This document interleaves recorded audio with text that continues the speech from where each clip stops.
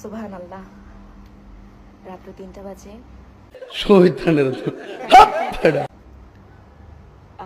মনে হচ্ছে যে নিশি পড়তেছে, মানে ঠান্ডার একটা যে আবির্ভাব ওইটা হচ্ছে।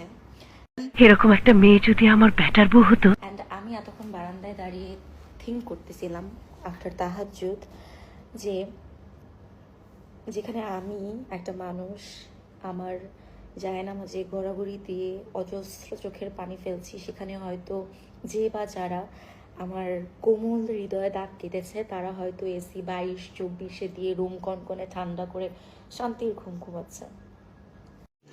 रुको जरा, सबर करो, बोला धक्का मुक्की नहीं करने का, आराम से लेने का। हाँ,